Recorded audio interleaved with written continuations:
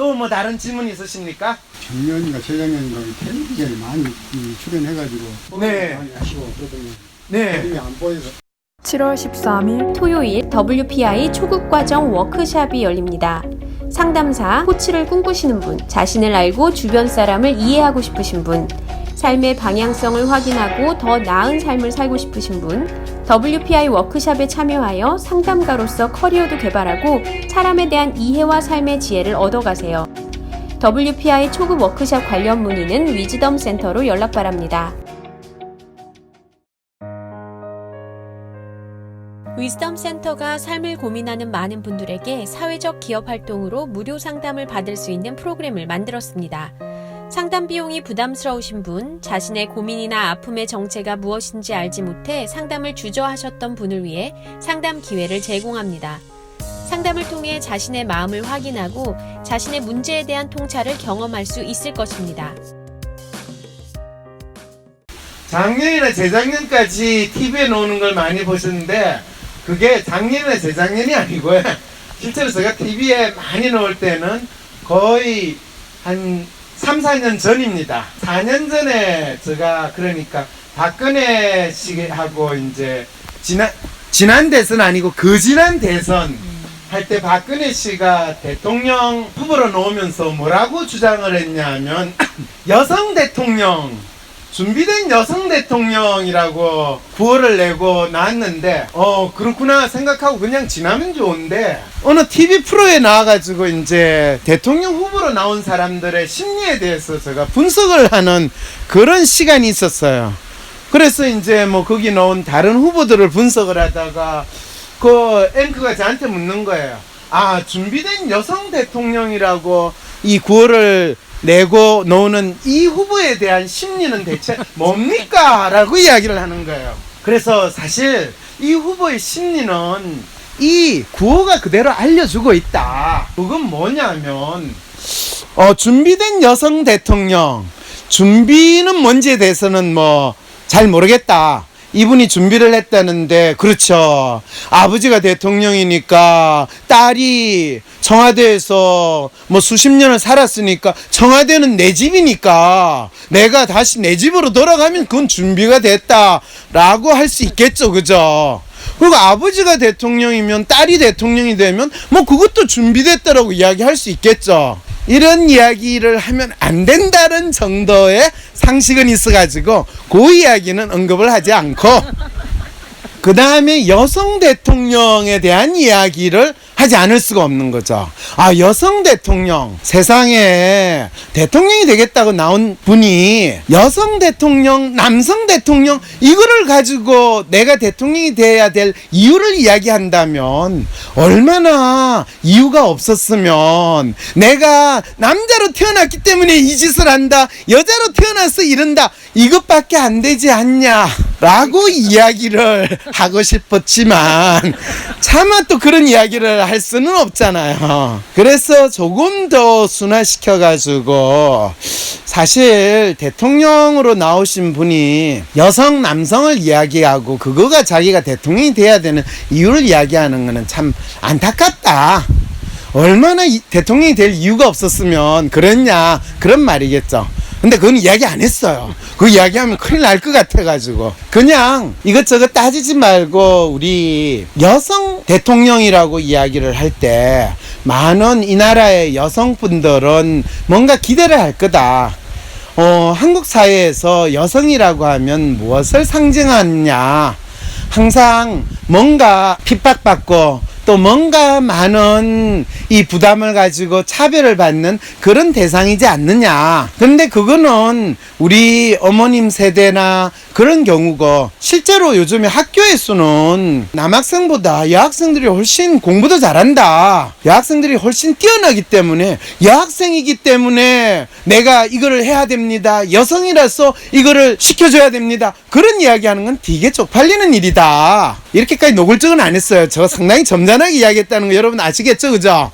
그래도 명색이 박사인데, 그래서 좀 더 학구적으로 이야기를 했어요. 솔직히 우리가 여성이라고 이야기를 할 때 한국 사회에서 여성이 의미하는 게 뭐냐, 학교를 다닐 때까지는 사회생활을 하기 전까지는 여성이 가지고 있는 의미에 대해서 우리가 잘 못 느낀다. 근데 한국 사회에서 진정으로 여성이라는 거 어떤 핍박받거나 또는 뭔가 부당한 대우를 받거나 이 사회에서 뭔가 제대로 대우를 받지 못한다라는 걸 느끼게 되는 게 사회생활을 할 때다. 그런데 지금 저 여성 대통령이라고 하시는 저분 대학교 졸업하고 본인이 직장 구하려고 애써 봤냐? 그래가지고 넌 여자라서 우리 회사에서 뽑을 수 없어. 그런 일 경험해 보셨을까요? 그게 가장 많은 대한민국의 여성들이 겪는 차별이다. 그 다음에 여성들이 결혼을 하게 되면 뭐 시댁이 어떻고 남편이 지가 남자라는 것 때문에 그런 이야기 있잖아요. 남자는 뭐 불알 두 쪽만 가지고도 결혼을 해도 되는데 여자는 빈몸으로 오면 평생 요거도 먹는, 이게 여성으로서 이 사회에서 겪어야 되는 아픔이다. 그런데 그분 그런 거 경험해봤냐? 그리고 또 여성의 아픔은 이 사회에서 자식 낳을 때 그 아픔부터 시작해 그 자식을 키우면서 온갖 희생을 하는 그런 역할을 할 때 여성의 아픔이다. 그래서 그분은 다른 분은 몰라도 그분은 여성 대통령이라고 내세우는 거는 그거는 좀 그분하고 안 맞는 것 같아. 공주라고 그러면 모르고. 그래서 여성이라는 거는 생식기의 문제가 아니라 사회적 역할의 문제다. 이렇게 멋있게 제가 정리를 했어요. 그런데 하루인가 이틀 지나니까 갑자기 신문에 대문짝만하게 기사가 났어요. 연합뉴스에서 먼저 그걸 크게 뜰어요. 연세대 황모 교수 박근혜 생식기만 여성. 네, 생식기만 여성이래요. 아니 그러면 생식기만 여성, 생식기만 남성, 생식기는 여자나 남자는 다 적용돼요. 근데 그렇게 해놓고 조선일보에서 이제 그거를 딱 하니까 그날 저녁 KBS 9시 뉴스에 저기 어느 순천인가 국회의원, 지금 그 다음에 국회의원 됐어요, 이정현 씨가 나와가지고 뭐 이거는 면도칼 테러보다 더한 테러고 망언입니다 이러면서 핏대를 해가지고 망발이라고 그러고, 그 다음에 또 어떤 분이 연세대학교 와가지고 저 교수 잘라라 그래가지고 총장이 자르기로 했다고 하는 사건이 벌어졌어요. 이 뭔 말이야? 아니 난 분명히 학구적으로 이거 여성 남성을 이야기할 때는 우리는 생식기를 가지고 이야기할 게 아니라 사회적 역할을 가지고 이야기해야 된다고 했는데 이게 뭐가 잘못됐냐? 근데 그 말이 박근혜 후보는 생식기만 여성 이렇게 해가지고 그 다음 날부터 저를 부를 때 사람들이 생식기 교수 이렇게 부르는 일을 제가 겪기 시작을 한 거죠. 재밌죠? 여러분은 재밌는데 당하는 저는 네이버 검색 순위 1위가 딱 되는 순간에 저 배우자한테 당신 내하고 이혼할 준비해라는 그 정도까지 지금 이야기를 듣는 충격을 경험을 했어요. 그러니까 그 다음 주인가 그 다음 주에 방송에 나가지고 그 다음 주에 방송에 나가지고 해명을 했어요. 아니 생식기라는 건 여성한테만 해당되는 게 아니다. 남자도 생식기가 있고, 그리고 지금 생식기만 여성이라는 그 이유는 우리가 신체적으로만 볼 게 아니라 그 사람이 어떤 마음을 가지고 어떻게 살아왔고 어떤 역할을, 사회적 역할을 하는 걸 봐야 된다는 이야기였다. 근데 그 이야기가 먹히겠어요 안 먹히겠어요? 세상에. 아니 생식기라는 용어는 학술적인 용어인데 그거는 강의실에서 해야지. 진짜 제가 열받는 거예요. 아니 왜 강의실에서만 써야 되는 학술적 용어가 있고 강의실 밖에서 써야 되는 학술적 용어가 있어요. 그래서 그 다음 주에 나와가지고 저 이제 이 방송 안 넣을게요, 방송 그만두겠습니다 해서 그만뒀거든요. 그랬더니 뭐 그 다음부터 다른 데서 저를 보고 나오라고 하는데도 있긴 했는데 내가 무슨 이야기를 하더라도 저를 생식기 교수로 계속 부르는 상황이 되니까 상당히 힘들었어요. 그래서 웬만하면 내가 문서를 내더라도 이렇게 왜곡하는 동네는 살기 힘들다. 뭐 다행스럽게 불행인지 모르겠지만 선거가 한두 달 지나서 있어가지고 박근혜 씨가 대통령이 됐어요. 그러니까 이제 알아서 KBS나 뭐 MBC부터 시작해가 처음에 저한테 이제 전화해가지고 뭐 출연하고 뭐하고 다 했는데 보통 출연한 날짜 한 2, 3주부터 시작해 한 달 전에 다 그게 예약이 되거든요. 그런데 나오기 보통 이틀 전에 전화가 와요. 교수님, 저희들이 착오가 있는지 이번에 그 프로그램을 안 하기로 했습니다. 이런 전화가 계속 오는 일이 이제 한동안 벌어지는 거예요.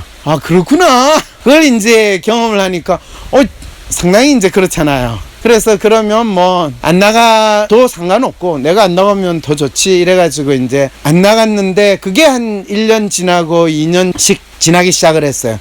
그래서 한 1년 지나고 나서 그때 세월호 사건이 벌어질 때가 제가 이제 너무 힘들어가지고 안식년을 하는 그 상황이었어요. 힘들기도 하고 시기도 맞아가지고. 그때 안식년이 있으면니까 이제 시간도 조금 여유가 있으니까 대체 저 박근혜 대통령은 대통령으로서 지금 뭘 하고 있길래 지금 이런 일이 벌어지고 있는가?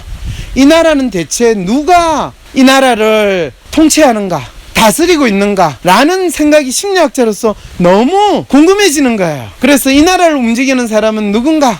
박근혜 대통령의 심리는 무엇인가? 이거를 이제 탐색을 하고 싶은 거예요. 근데 박근혜 대통령이 되고 나서 이제 제가 더 조용히 살았어야 되는데 그분이 영국을 이제 간 거예요. 영국을 가가지고 이 엘리자베스 여왕을 만나는 그 사건이 있었는데 엘리자베스 여왕을 만나러 마차를 타고 갔어요. 마차를 타고 마차에서 내리다가 넘어졌어요. 이거는 한국 신문에 거의 안 나왔어요. 자기 옷을 받다가 공주가 여왕을 만나려니까 얼마나 긴장했겠어요. 그러다가 아마 옷을 밟아가지고 넘어질 뻔했든지 넘어진 일이 벌어졌어요. 근데 그걸 우연히 제가 알게 됐는데 이건 대체 뭘 의미하는가? 이제 또 고민이 되는 거죠. 그래서 이제 탐색을 하면서 있는데 또 하필이면 제가 언론에 잘 안 나온다고 한겨레에서 이제 저하고 좀 인터뷰를 하자 이래가지고 뭐 요즘 어떻게 지내시나요? 그런 인터뷰를 이제 했는데 박근혜 대통령이 대통령을 앞으로 잘 하실 거라고 생각을 하냐? 그러니까 사실 나도 우리나라 대통령이 대통령 역할을 잘했으면 좋겠다라고 생각한다. 그런데 이번에 영국에 가셔가지고 여왕님을 만나는 걸 보고 내가 그분의 심리에 대해서 사실은 지난 10년 이상 연구를 해왔다. 근데 지난번에 이명박 씨하고 한나라당 경선을 할 때 그때 이명박 그 후보의 이미지와 박근혜 후보의 이미지를 내가 분석을 했을 때 이명박 씨의 이미지는 뭐로 나왔냐 하면 장군의 이미지가 나왔고 박근혜 씨의 이미지는 공주의 이미지로 나왔다. 그랬을 때 공주와 장군이 싸우면 누가 이기는지 아느냐? 누가 이기죠? 장군이요. 당연히 장군이 이긴다. 그런데 장군이 공주를 싸워가지고 이기는 그 순간 그 장군은 어떻게 되는지 아느냐? 장군은 역적이 된다. 그래서 본인이 싸워서 이기거나 권력을 얻는다 하더라도 그 권력 제대로 유지하기가 참 쉽지 않는 운명을 자기 마음으로 가게 될 수밖에 없다. 여러분은 기억도 안 나실 거예요. 이명박 씨가 대통령이 됐을 때 거의 몇 년 동안 박근혜 씨 눈치 보면서 지냈던 그 상황을요. 심지어는 세종 행정복합도시 만든다고 했다가 그 세종시를 물려가지고 그냥 세종시 만드는 거 안 하겠다고 할 때도 그때 결정은 누구 손에 있었다고 그때도 그거까지 제가 연구를 했어요. 결정을 누구 손에 있는가를 요청을 받아가지고 충청도 사람들의 심리를 딱 탐색을 해봤더니 충청도 사람들은 우리는 몰라요. 그런데 저기 중앙에 있는 박근혜 의원한테 물어보시래요. 이런 식의 마음을 보일 때 박근혜 씨가 바꾸겠다고 하면 바꿔지는 거고 안 바꾸겠다고 하면 할 수 없이 그냥 가는 수밖에 없네요. 이런 결론을 얻는 그런 일도 있었거든요. 이게 사람의 마음을 읽게 되면 나라가 어떻게 돌아가는가에 대해서도 훨씬 더 잘 이해가 되는데 너무나 재미있는 거는 그럼 박근혜 씨가 지금 대통령을 잘할 수 있는가를 저한테 묻는다면 공주가 이제 여왕을 아련했으니까 그 다음부터는 본인이 여왕인 것처럼 지내게 될 겁니다. 그러면 공주가 여왕이 되면 여왕 노릇을 잘하면 참 좋을 텐데 안타깝게도 대한민국은 왕정 국가가 아니라 대통령이 있는 민주주의 국가인데 대통령이 여왕 노릇을 하기 시작을 하면 그거는 또 상당히 심각한 문제가 발생을 하게 될 거거든요. 그래서 지금 우리 대통령은 대통령 코스프레를 하고 있어요. 이러면서 이제 제가 그분을 연구를 할 때 그분을 멋있게 보면 공주였고 또 그분을 다른 면을 보면 제가 그분에게 어떤 거를 읽었냐 하면 마치 촛불을 앞에 둔 무녀의 이미지를 읽었어요. 대통령이 되려는 사람의 이미지 분석을 쫙 하기 위해서 그분들을 다 인터뷰를 다 했어요. 그런데 박근혜 후보도 제가 인터뷰를 하면서 그 사람하고 이야기하면서 이 사람이 어떤 마음으로 사람을 보고 세상을 보는가 했더니 사람을 보는 게 아니라 사람을 보면 제가 그 사람이 어떤 마음으로 저를 보고 있다는 소위 말해 기가 느껴지잖아요. 그죠? 그런데 저하고 이야기하는데 마치 앞에 아무도 없는 사람을 보고 이야기하는, 좋게 이야기하면 참 마음을 비운 상태에서 사람을 보고 이야기하는 거고 나쁘게 이야기하면 혼을 쳐다보고 이야기하는 이런 느낌을 받은 거예요. 그래서 제가 촛불을 앞에 둔 무녀와 같은, 근데 무녀라고 하면 또 그게 너무 기분 나쁠 것 같아가지고 여사제와 같아, 서양에 가면 신전에 있는 여사제 있잖아요, 여사제와 같아 라고 한겨레 신문하고 인터뷰를 했어요. 어떠니 뭐 그 기사는 뭐 별로 그렇게 크게 사람들한테 관심이 없이 그냥 나왔어요. 근데 그 기사가 나오자마자 하루인가 이틀 지나서 조선일보에 대문짝만하게 그 생식기 막말 교수 대통령을 촛불 앞에 무녀라 하다 뭐 이렇게 된 이제 어떤 상황이 되겠죠. 총장이 저한테 경고 메시지를 딱 보내면서 이 몰지각한 행동을 하지 마세요 그런데 그게 뭘 잘못했는지 제가 모르니까 죄송합니다, 이런 일을 두 번 다시 하지 않겠습니다 라고 조용히 있었어요. 그런데 세월호 사건이 벌어지고 나서 너무너무 걱정이 되는 거예요. 이 나라가 대체 어떻게 되는가. 근데 세월호 사건이 벌어진 다음 해에 여러분들 대한민국에서 무슨 일이 벌어진지 혹시 아세요? 세월호 사건이 벌어진 다음 해 메르스 사태라고 혹시 듣습니까? 대전, 서울 난리 난 거 아시죠? 그럴 때 진짜 국민들의 건강을 생각하고 나름대로 조치를 취해야 되는 정부나 대통령은 뭐라고 그랬어요? 손 깨끗이 잘 씻으면 됩니다, 걱정 마세요. 그리고 낙타고기 먹지 마세요. 근데 그분은 몇 달 전에 중동에 가가지고 낙타고기 대접을 받았대요. 그래서 신문에 나왔어요. 낙타고기는 소고기보다 몇 배나 비싸가 귀한 손님 아니면 대접을 안 하는데 우리 대통령이 대접을 받았다고 신문에 선전까지 해놓고 몇 달 지나고 본인은 와가지고 국민들한테 메르스 안 걸리려면 손 씻고 낙타고기 먹지 말라는 그런 이야기를 하는 게 이게 나란가 싶은 생각이 이제 드는 거예요. 그래서 도저히 이건 아니다. 지금 저 사람의 마음이 뭔가 이거에 대해서 몇 개월 동안 죽을 각오를 하고 연구를 했어요. 그래서 연구를 해가지고 딱 박근혜 대통령은 무엇이다 라고 한 단어로 딱 정리를 할 수 있게 됐어요. 뭘까요? 사람이 아니에요. 박근혜 대통령은 꼭두각시이다. 그게 전 16년 그 박근혜 대통령이 탄핵이 된 게요 16년 12월 맞아요. 16년 12월이죠. 근데 제가 진짜 청기누수를 너무 일찍 해가지고 언제냐면 2015년 5월 달에 신동아에 그 연구 결과를 발표를 했어요. 근데 그 발표도 제가 하고 싶어서 한 거 아니에요. 죽으려면 무슨 짓을 못하냐라고 지금 생각하면 그런데 메르스 사태가 나고 그게 이제 지나갔어요. 그 메르스 사태 났을 때 박근혜 대통령은 대체 어떤 사람인가를 했더니 꼭두각시라고 딱 찾아냈어요. 그런데 누가 이 꼭두각시를 조정하는가는 저 연구 대상이 아니기 때문에 알아낼 수가 없는 거예요. 그래서 그 안에서도 이게 누가 내가 그거를 찾아낼 수 못하는 거는 안타깝긴 한데 그래도 꼭두각시이면은 틀림없는 것 같아 이러고 생각하고 근데 이거를 발표를 하면 조금 문제가 있을 것 같아가지고 그래서 그걸 학회에 발표를 했어요. 2015년에 심리 학회에서. 근데 학회를 발표하니까 아무도 뭐 그거에 대해서 크게 관심이 없죠. 뭐 쟤는 뭐 대통령에 대해서 막말하는 사람이다 이렇게 생각을 하는지, 꼭두각시라는 말은 생식기보다는 조금 순화됐다고 생각하는 그 정도인 것 같아요. 그리고 설마 누가 대통령이 꼭두각시라고 상상이나 할 수 있겠어요. 그런데 저 연구 결과에 꼭두각시라고 나오는 거고, 우리 대학원생이 그 자료를 정리를 발표를 하려면 이제 파워포인트로 정리를 발표를 해야 되는데 저한테 그런 거예요. 교수님, 어제 제가 집에서 이거 정리하고 있는데 저희 아버님이 이걸 보더니 야 이게 뭐냐 그러는데 대통령이 꼭두각시라고? 야 이거 너 교수 잘리겠다 이런 이야기 하는데 교수님이 이거 꼭 발표해야 돼. 야 학회에서 발표하는데 그거 가지고 왜 잘리냐. 잘려도 내가 잘리니까 걱정 마.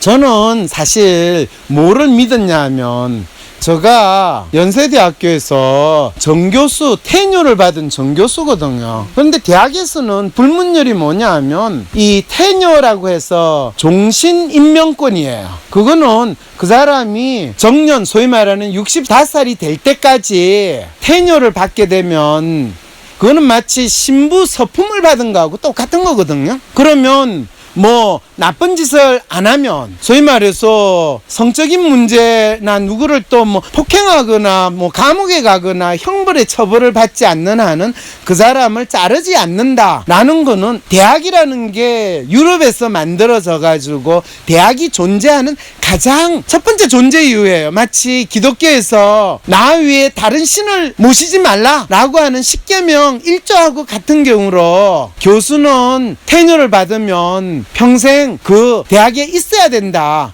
그건 신부가 서품을 받는 거하고 똑같거든요. 저는 연세대가 대학이라고 믿었기 때문에, 그리고 제가 정년 보장을 받은 테뉴를 받은 교수기 때문에 내가 어떤 이야기를 하더라도 그게 법률적으로 문제가 되지 않으면 그게 보장이 되는 대학인 줄 알았어요. 그래서 별로 걱정을 안 했거든요. 그러고 나서 학회 발표는 잘 끝났어요. 그런데 하필이면 그 학회 발표하는 그 주에 이 신동아 기자가 저한테 와가지고 더 재밌는 거 없어요? 그랬더니 재밌는 거야 많지. 내가 사실은 박근혜와 김정은의 심리를 동시에 제가 연구를 했었어요. 근데 김정은에 대해서 이야기하면 아무도 그거에 대해서 반응을 안 해주고, 또 내가 김정은에 대해서 욕을 안 하고 그냥 있는 그대로 이야기했다고, 김정은에 대해서 욕을 안 하고 있는 그대로 이야기한 그 모습은 작년인가 재작년에 문재인 대통령이 평양 방문하고 김정은 만나가 하고 판문점에서 대화하고 나왔을 때 김정은에 대해서 이야기하는 그 많은 내용들이 이미 몇 년 전에 제가 김정은의 심리에 대해서 탐색을 했을 때 그 내용들이 다 확인이 될 수가 있었어요. 근데 그거를 조금만 언급하면 전부 다 저를 너 지금 이제는 너가 방공법에 걸리려고 하냐 라는 식으로 반응을 해서 이런 이야기하면 안 되지, 나쁜 것만 이야기해야지. 그래서 그 두 가지가 있는데 어느 쪽 심리를 알고 싶어요. 그래서 박근혜 대통령 심리는 알고 싶대요. 그래서 이야기를 했더니 그거 기사 써도 될 것 같아요. 박사님 그걸 써주세요 그러는 거야. 뭔 소리야, 내가 이거를 기사로 써가지고 내면 나 잘려. 그런데 기자는 이걸 써도 안 잘려. 그러니까 너가 가서 써. 내가 원고 다 줄 테니까, 내가 만들어가지고 줄 테니까. 아 그럴까요?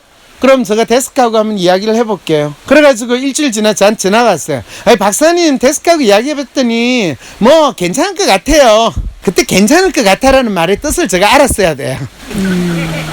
나중에 문제가 돼도 네가 잘리지 우리가 잘릴 것 같지는 않다. 그리고 문제가 되지는 않을 것 같아. 뭐 이제 이런 뜻이었던 것 같아요. 그래 그냥 쓰세요. 근데 내가 쓰기는 쓸 텐데 한 가지 조건이 있다. 이거를 쓰면 그 대신에 꼭 김정은에 대한 것도 같이 그 다음 해 6월 달에 김정은 원고도 실른다는 조건으로 그러면 해주면 내가 쓰겠다. 그러면 내가 꼭 박근혜 대통령만 굳이 깔려고 쓴 거 아니라고 내가 내 마음을 이해해 줄 거라고 믿은 거죠. 뭐 나중에는 뭐가 돼도 상관이 없던데. 그래가지고 사실 2015년 5월달 신동아에 꼭두각시, 혼군 이런 타이틀로 박근혜 대통령은 꼭두각시다라는 그 글이 나간 거예요. 그래서 사실은 박근혜 대통령을 초점을 두면 너무할 것 같아가지고 그냥 다음 대선 후보, 다음 대통령을 바라는 대한민국 사람들의 마음은 뭘까? 뭐 이런 식으로 좀 돌려서 했어요. 그래도 그 내용은 박근혜는 국민들이 꼭두각시로 보고 있는데 누가 이 사람을 조정하는지는 모르겠다라는 이제 내용도 있어요. 그리고 나서 몇 개월 지난 다음에 저 청와대 쪽하고 잘 아는 저 정치 쪽에 있는 저 친구가 저한테 뜬금없이 전화를 하더니 황 교수를 왜 청와대에 있는 젊은 친구들이 이 죽이겠다고 하는 소리가 왜 나오는지 모르겠다고. 왜? 걔들이 날 왜 죽여? 걔들 그 젊은 애들 누구야? 그랬더니 3인방이야? 그랬더니 아이 그건 알 것 같고. 그래서 뭐 죽이라고 그래. 교수를 뭐 내 같은 교수 죽여봤자 뭐해. 그러고 나서 아마 6개월쯤 지나서 제가 연세대학교로부터 해임 통보를 받게 됐습니다. 소위 말해서 잘렸다는 거죠. 그것도 연구 결과를 발표를 할 때 연세대학교 교수라고 밝히지 않고 위즈덤센터 연구이사라는 그로 밝혔어요. 왜냐? 연세대학교 교수라고 밝히면 또 그렇고, 그리고 그 연구는 연세대학교에서 지원을 받아서 한 게 아니고 위즈덤센터에서 연구비를 지원받아가지고 연구를 했거든요. 그러니까 연구비를 지원받은데 이름을 써야 되니까 위즈덤센터 연구이사라고 붙여가지고 그 결과를 발표했는데, 그게 되고 나서 2달인가 지나서 연대에서 저를 소환을 해서 너가 지금 위즈덤센터 연구이사를 하고 있는 게 겸직인 거 아느냐 그래요. 아니 이게 무슨 겸직이에요. 내가 연구하는데 연구비를 지원받았고 월급을 받는 것도 아닌데 무슨 겸직이에요. 그래도 이름만 걸치면 겸직이야. 그래서 6개월 후에 겸직 금지 위반 이래가지고 저를 정년 보장이 된 교수를 해임을 하는, 목을 자르는 놀라운 기적을 제가 경험을 했습니다. 그래서 여러분들 아무나 보고 생식기 운운하고 꼭두각시라고 이야기하면 안 됩니다. 이 풍광 좋고 이 좋은 나무에 있는 이 숲속에서 우리가 잊어버리고 싶은 대한민국의 정치 이슈를 이야기를 했을 때 여러분들이 왜 저 사람은 쓸데없는 저런 소리를 하나라는 마음이 드나요? 아니면 이 좋은 환경에서 그 먼지 날아다닌다는 그것이 실제로 먼지가 날아나는 것이 아니라 우리의 마음이 어떻게 표현이 되고 있었고 또 희한한 마음이 어떻게 나타날 수 있는가를 진짜 마음을 읽을 때 우리는 아파하지도 않으면서 즐겁게 그 상황을 생각해 볼 수 있고 해고할 수 있는 그런 사건이 될 수도 있구나 하는 그런 생각도 해볼 수 있지 않나요? 네, 어떤 질문을? 예, 잘 듣고 있습니다.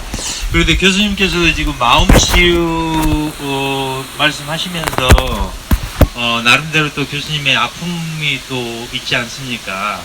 그래서 제가 드리고 싶은 질문은 자식으로부터 받은 상처, 아내로부터, 남편으로부터, 시부 아무튼 또 뭐 직장에서부터 그 받은 상처들이 많지 않습니까? 맞습니다. 근데 그것을 과연 치유가 가능한 것인지, 네. 사람은 상처를 씻고 과연 눈을 감을 수 있는 존재인지, 어떤 성인 분자는 자기를 베려고 하는 도끼에도 향을 묻힌다라고, 향나무는 자기를 베는 도끼에도 향을 묻힌다라고 그러거든요. 네. 원수를 사랑하라는 그렇죠, 그렇죠. 저희 같은 사람은 도저히 이해할 수 없는. 맞습니다. 가서 주에 해야지. 맞습니다.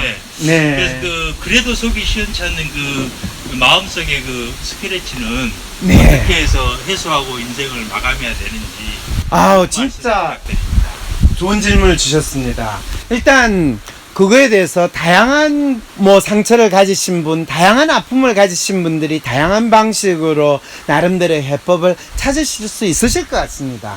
그런데 그럼 당신은 그 아픔을 어떻게 견뎠고 그걸 어떻게 해소했느냐라고 이야기를 한다면 저는 아직도 그 아픔을 해소했다고 생각은 하지 않습니다. 그리고 제가 잘렸을 때 첫 3개월 동안 제가 엄청나게 아팠습니다. 마음이 아픈 것뿐만 아니라 몸도 아팠습니다. 제가 진짜 허리가 아파가지고 일어나지 못하는 기간을 일주일 이상 가지기도 했습니다. 그러면서 저 머릿속에서 또 보통 우리가 늘 하는 이야기 있죠.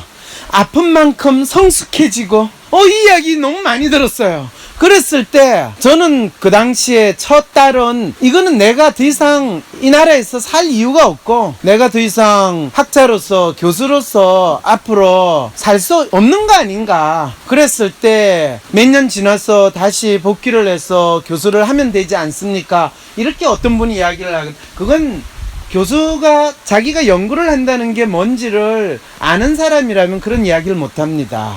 왜냐하면 사람이 연구를 하고 공부를 하다가 중간에 그거를 스탑을 하게 되면 6개월, 1년 스탑을 하게 되면 그걸 다시 시작한다는 거는 10년, 20년의 준비 기간이 또 필요할 만큼 어려운 일입니다. 그런 상황에서 내가 더 이상 뭐 학자로서 교수로서 살지 않는다면 내가 살아온 그동안의 이유가 없다. 그냥 살아올 이유가 없으면 죽는 게 낫지. 이런 생각까지 듣고 그냥 뛰어내려? 라는 생각도 들었습니다. 근데 뛰어내리면 누가 좋아할까요? 저는 제가 뛰어내리면 슬퍼할 저 자식이나 저 가족들을 생각하기보다는 내가 뛰어내리면 좋아할 인간들이 얼마나 있을까? 그 생각이 먼저 드는 거예요. 그렇죠. 저를 자른 연대 그때 정가병 총장 기뻐하겠죠. 박근혜 주위에 있었던 그 똘마니들도 기뻐하겠죠. 그 인간들이 기뻐하는 거는 내가 죽었어도 원기가 돼서 또 못 볼 것 같아요. 아니 죽어서 조용히 살고 싶은데 원기가 돼서 내가 와가지고 너는 내가 죽은 게 기뻐지 이렇게 나타나는 그 상황을 만들고 싶진 않잖아요. 그죠? 저 스스로 시간을 지나면서 저한테 어떤 질문을 던졌냐면 내가 잘렸어요. 아니 정년 보장이 된 교수가 말도 안 되는 이유로 가지고 잘렸으면 이건 대체 어떤 의미가 있을까? 그리고 내 나이 50대 중반인데 앞으로 최소한 30년은 더 살 텐데 저는 100세까지 살 생각 안 해요. 저 딱 사는 거는 대한민국 사람의 평균 수명, 제가 죽을 때 평균 수명은 아마 80대 중반이라고 생각을 해서 30년은 살 텐데 30년 동안 내가 대체 어떻게 살라고 그 산다는 게 무슨 의미가 있는가를 그냥 막연히 아무 생각 없이 교수로서 지난 20년 동안 내가 살았는데 그냥 그렇게 20년 30년 사는 것이 너의 운명이 아니다라는 거를 아마 신께서 나에게 이런 과정을 통해서 알려주는 건 아닌가. 그러면 내가 이 잘린 거에는 분명히 이유가 있을 거다. 내가 이 아픔을 겪는 거는, 이 상처를 겪는 거는 분명히 이유가 있을 텐데 그 이유가 뭔지를 내가 알아야 되지 않겠는가. 지금 당장 죽는 거는 뭐 죽는 건 언제든지 죽을 수 있어요. 여러분 자기가 무슨 병에 걸린지 모르고 죽는 사람하고 알고 죽는 사람하고 누가 더 억울한지 아세요? 모르거든.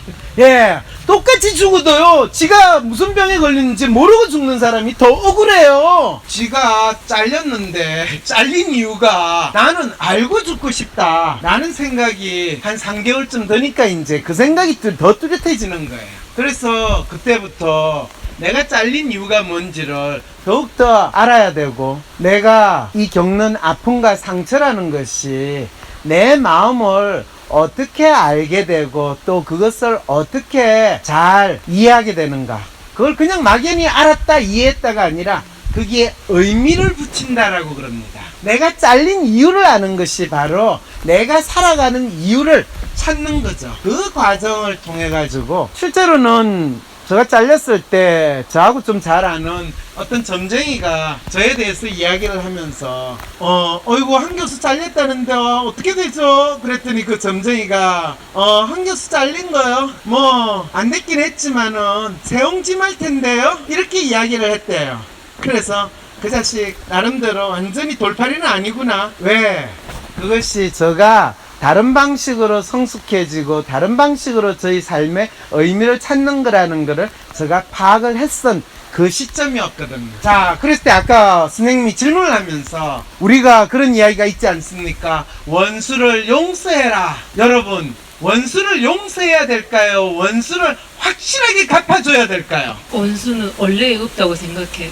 원수는 없다. 원수를 없다고 생각하시는 분은 원수를 갚으면 내가 죽을 것 같고, 원수가 있는데 원수를 못 갚으면 내가 속이 상할 것 같고, 이래나 저래나 내가 죽는다라는 마음에서 차라리 내 마음 편하고자 원수는 없다. 이렇게 여러분들이 이해를 하시면 그 마음을 제가 읽었다라고 할 수가 있습니다. 그런데 원수를 사랑하라는 말은 성경에도 나오고 예수님이 말씀하셨다는 거죠. 그럴 때 왜 예수님은 원수를 사랑하라고 그랬는지 여러분 아십니까? 저는 처음에 성경책을 읽을 때 예수님이 원수를 사랑하라고 그럴 때 예수님 진짜 현명하고 똑똑하다라는 거였어요. 그 당시 예수님이 살았던 시절에 이 유대 사람들에게 있어요. 원수는 누군지 아십니까? 로마 병정이에요.